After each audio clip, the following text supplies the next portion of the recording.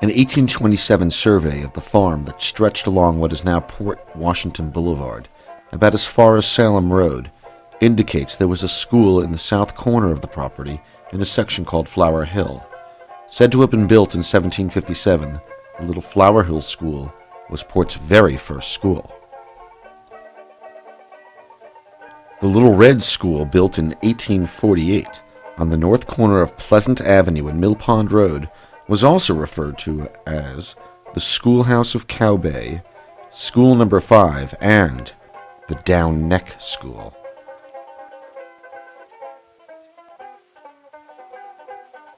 In all, there were 3 Sands Point schools, the first 2 of which are referred to as the Old Sands Point School.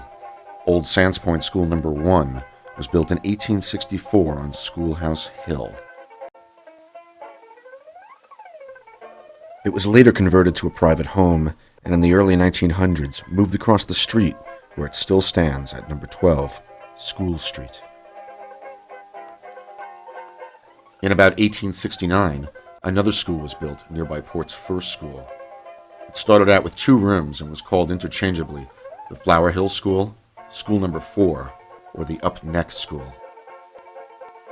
The school burned down one sunny June day during the summer vacation of 1924, while the school's custodian, Mr. Allen, was engaged in cleaning old-fashioned toilets using kerosene. Final disposition of the property was to convert it into what is now Port Washington Police Headquarters at 500 Port Washington Boulevard.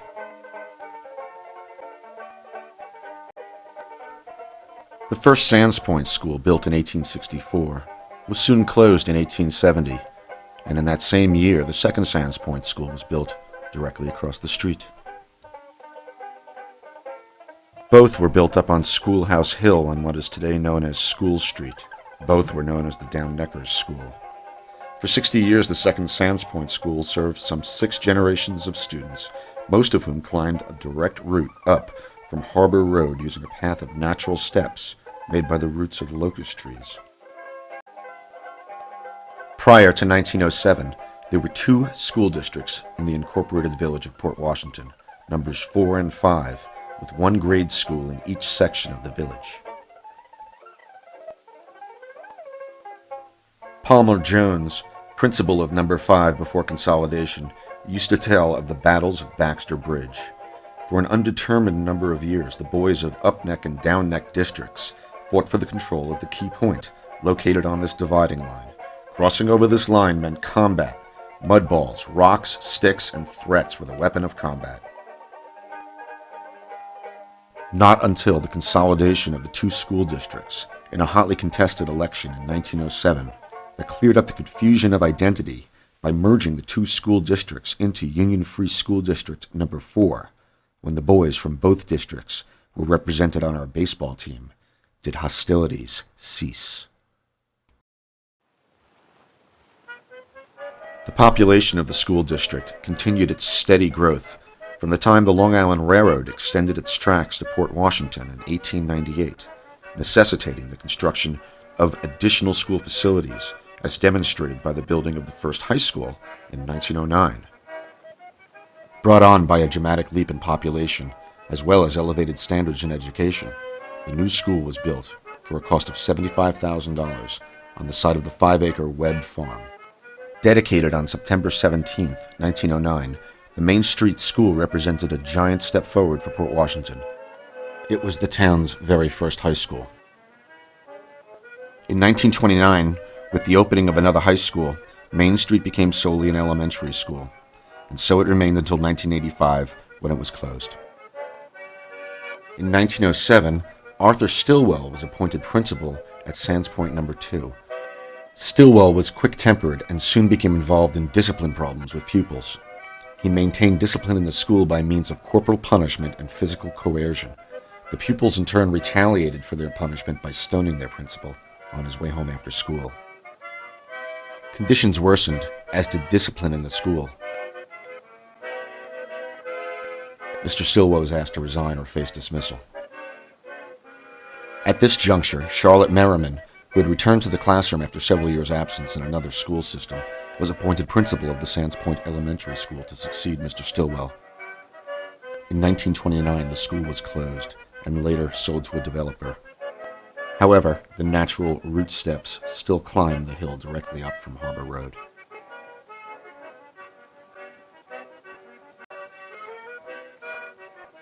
The Sands Point School No. 3 opened after the Christmas vacation in 1929.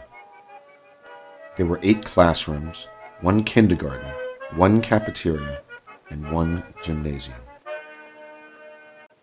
Unfortunately, for that first winter and spring, neither the grounds nor streets had been graded, and there were no sidewalks at its new location on Rockwood Avenue. Nonetheless, despite ruts, mud, and holes, rain, sleet, and snow, everyone survived to enjoy the completion of the building in 1931.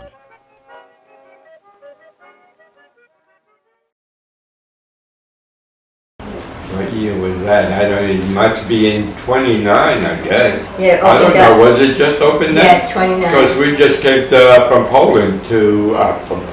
Philadelphia to Port Washington. And all my mother did was, there was a next door neighbor that was a year older too that used to go, so she just took my hand, she said, take my son, and they just put me in kindergarten. Like I said, I went to Daly, my children went to Daly, my son and my daughter, and my husband the only one I do remember, Miss White. Oh, Miss White, yeah. Yeah, she was there when my children had it too. What was buses? They didn't have buses, and those 2 foot of snow, the schools never stopped.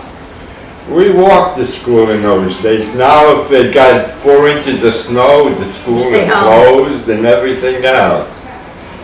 I didn't know a word of English when I went to Daly. Sitting garden, you know, you just talk with the kids. Yeah, I don't even know when I started talking. But I guess when you're playing with kids, you just repeat it and everything else. Because to the day I died, I had to talk Polish to my mother. And Mr. Daly, I knew Mr. Daly, he was an absolute great person because he took interest in me. He had language problem, language barrier, and he took me in his office and said, bring me a book, one from Poland and Canada, and then he started to put it together to see where I really belonged.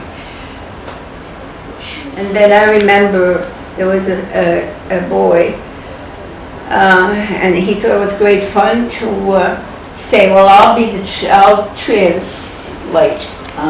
And so what I would tell him, the teacher would look at me, and she would doing things. He wasn't telling her what I said.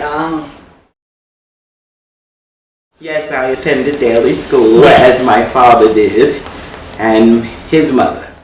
In 1942, I started in kindergarten. My teacher was Miss White. Okay, there was, I would say, about 8 to 10 children at the bus stop. And the buses weren't like the yellow buses. Now, we used to call it the cheese box. It was like a square. And the school nurse at the time was Annabelle Ford. And the reason I remember her is because my mother gave me her middle name, Annabelle, from this nurse, because she was the nurse at the school with my older brothers and sisters. Additional elementary classrooms were added to the Sands Point School in 1954. In 1969, the Sands Point School was renamed the John J. Daly Elementary School in honor of the school's first principal.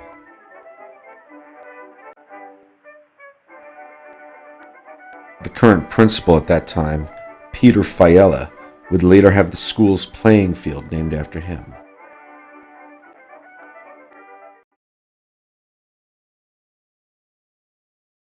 My career at Daly started in 1975 with my children.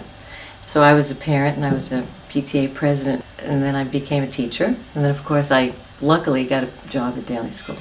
When we first did the first special week, we called it International Week because we had, I think, 61 countries represented in ethnic backgrounds, 61 different kinds of people, and that's what makes Daly like a little microcosm of the world, and it's a wonderful thing. What I did for the special week was I would pick 6 songs, and the music teacher used to teach them to the children, and we'd all sing them together. And I sang with them each special week. That's the way we used to start off the fair day. We would all sit down and sing all the songs. And so, I'd use regular songs like modern day songs, and I'd change the lyrics. And then I'd forget the real lyrics. So, we used to use them so much. Like we sang Chiquita Banana, for Nutrition Week, and Chiquita Banana, and I'm here to say. We had Donna Summers, in the time of Communication Week, she's on the radio, so it was just perfect, And instead of singing on the radio, we'd sing on the radio, but then I'd say Marconi invented the radio, so it was always fun. I'd like to thank you for bringing your children to school every day, for getting them ready to learn, and for enhancing their education by supporting our music program. My hat off to each and every one of you. So here at Daly, all the kids are involved in the music program. Everybody comes to general music once a week. Everyone in 4th and 5th grade sings in the chorus. And of course, the chorus is part of the winter concert and the spring concert. So many colors yet on light. So many stars and yet one night. So many people coming from the gift of birth. So many planets yet one earth. And we prepare together as a grade once a week for that. It's a big deal. We like to make sure that everybody has the experience of singing in a group and preparing something as a community of music makers. And some of the kids also take band instruments, and they also perform in the concerts. Some children enjoy playing the string instruments, so they work separately with the string teacher and prepare orchestra music at the concerts.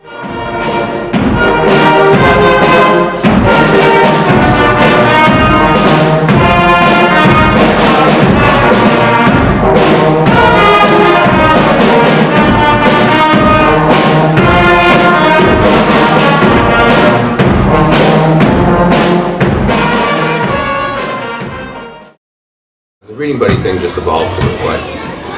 They were very cute together, how they helped each other in their minds. And we paired them so that they would be helping each other to learn to read better, and of course to help us get an idea of whether or not we could do that play. And we picked that play because it was Washington Irving, and he's from the Catskills, and it sets in New York State. And we wanted to bring a little American Revolution in there.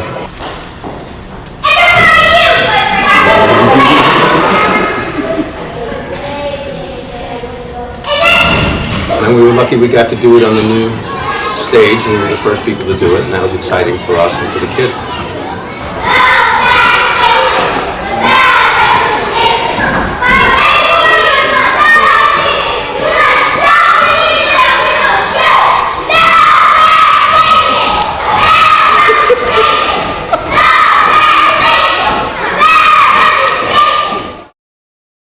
I've been here for almost half the existence of this particular school building, and I've had a lot of great times with parents and children. It's been very challenging, and it's been very rewarding over the years working with the kids in this building. Especially some of the children who are very hesitant about doing certain things, and me being able to coax them to do the best that they can, and then to see what the rewards are after that. That's been one of the fine points of working with the children at Daly School. I would say maybe up to possibly 10 years ago, I was able to do a demonstration that the kids were very impressed with. I don't know about now, but it was called, I learned this when I was in high school, it was a two-handed rope climb, no legs.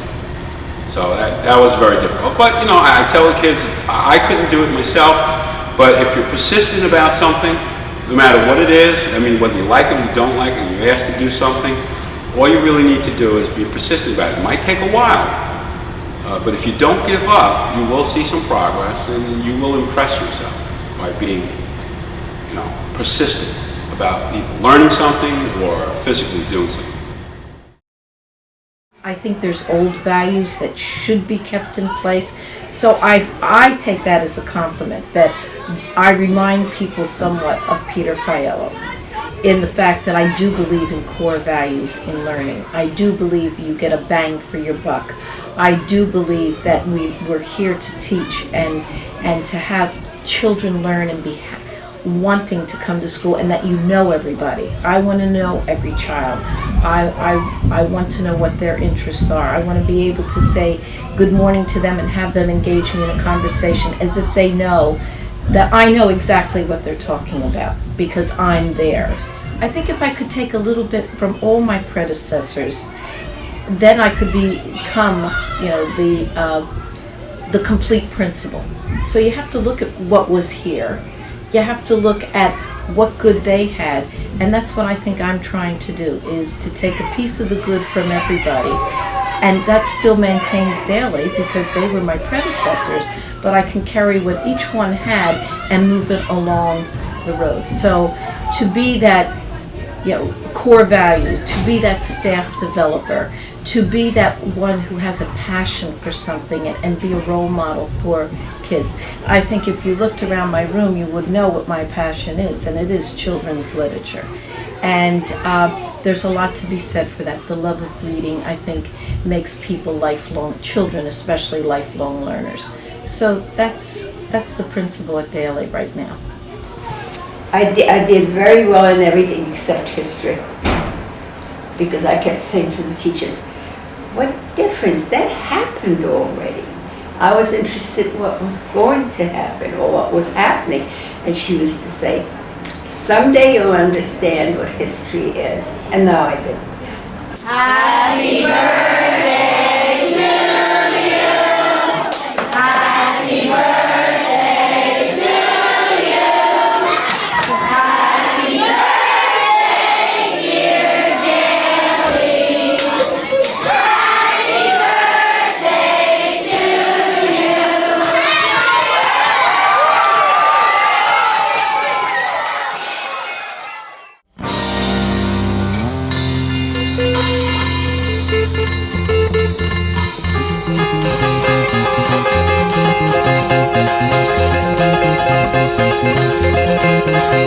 Thank you.